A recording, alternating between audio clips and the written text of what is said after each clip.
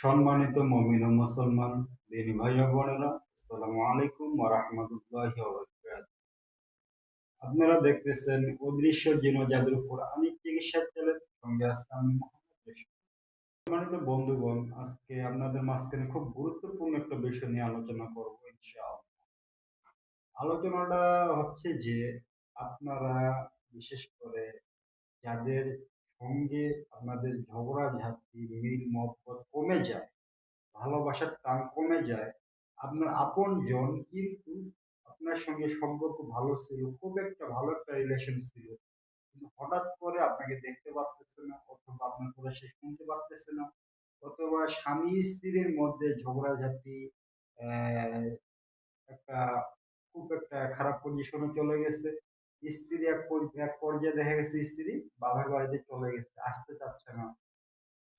অথবা এভরিথিং যে কোনো বিষয় হোক না কেন, যে আপনার সঙ্গে এক কথায় যদি আমি বলতে যাই, আপনার সঙ্গে একজনের ব্যক্তি খুব একটা ভালো সম্পর্ক ছিল একসময়, কিন্তু হঠাৎ দেখা গেল যে তার সঙ্গে আপনার সম্পর্কটা যদি কেমন উল্টা পুল্টা হয়ে গেছে, কেমন যেন একটা ভাঙ্গনের সৃষ্টি হয়ে গেছে, যে সম্পর্কটা আপনাদের নষ্ট হয়ে যাচ্ছে।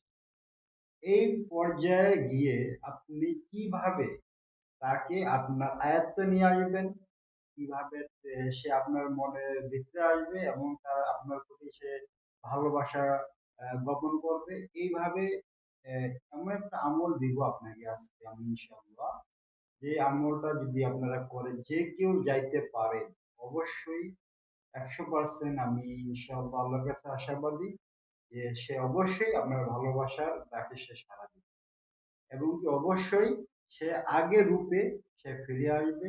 এবং তার যতই আপনার প্রতি রাগ থাকুক না কেন, ঘৃণা থাকুক না কেন, এবং আহ, যাই বলেন না কেন, অভিমান বলেন না কেন, আপনার সঙ্গে যাওয়া মানে আপনি তার সঙ্গে যাওয়ার সঙ্গে সঙ্গেই দেখবেন ইনশাল্লাহ সে আপনার চেহারা দেখে সব ভুলে গেছে, নষ্ট হয়ে গেছে, সে সবকিছু ভুলে যাবে। এত পাওয়ারফুল একটা আমল ইনশাআল্লাহ আজকে আমি আপনাদের মাঝখানে শিখিয়ে দিই।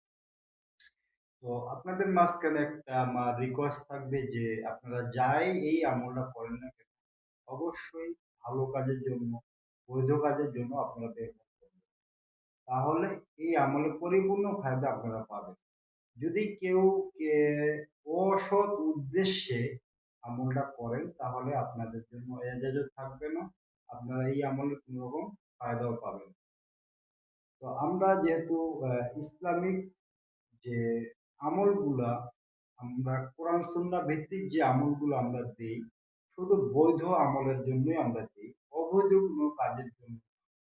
হয়তোবা আপনারা যারা আমার ভিডিওরা যারা দেখতেছেন, হয়তোবা অনেকেই থাকতে পারেন যে কেউ কোনো একটা মেয়েকে পছন্দ করেন, অথবা একসময় তার সঙ্গে সম্পর্ক ছিল আপনার, হঠাৎ করে সম্পর্কটা নষ্ট হয়ে গেছে।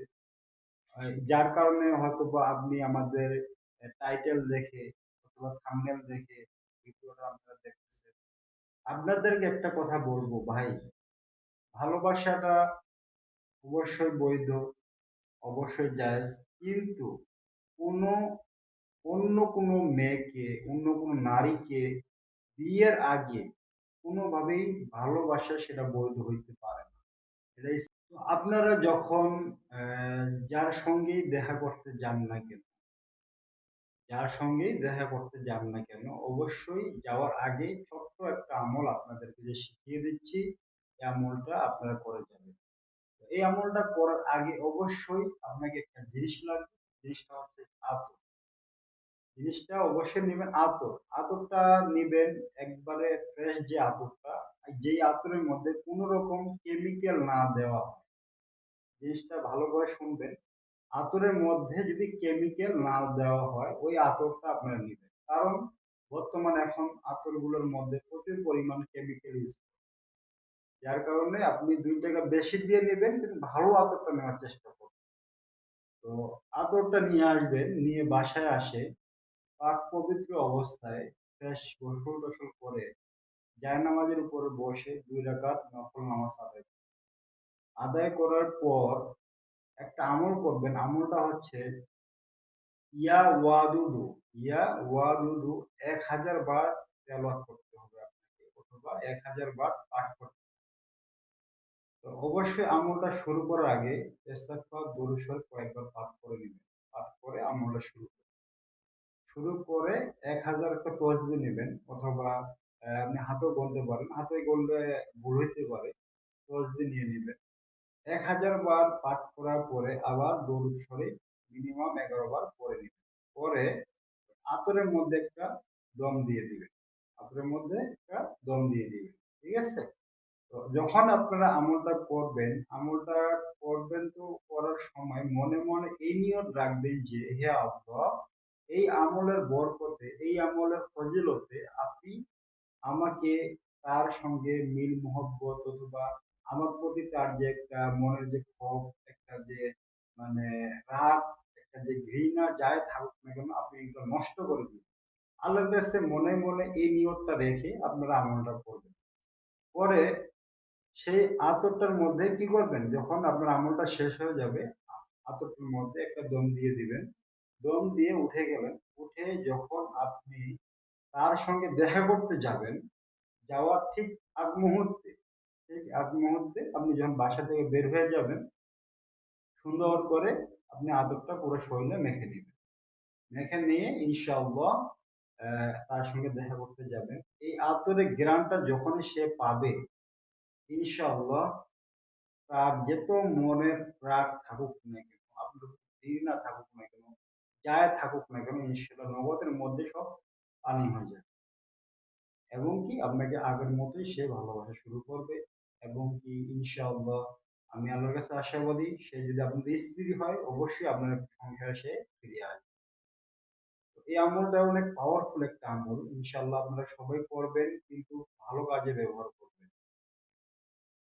এটা আমার অনেকবার পরীক্ষিত। আমি অনেকজনকে দিয়ে ইনশাআল্লাহ উপকার পাইছি। আপনাদের ক্ষেত্রেও ইনশাআল্লাহ আজকে আমি দিয়ে দিলাম। আজকে এই পর্যন্তই থাকবে। পরবর্তী ভিডিওর জন্য অবশ্যই চ্যানেলটি সাবস্ক্রাইব করে পাশে থাকবেন। আজকে এই পর্যন্তই। আসসালামু আলাইকুম ওয়া রাহমাতুল্লাহি ওয়া বারাকাতুহু।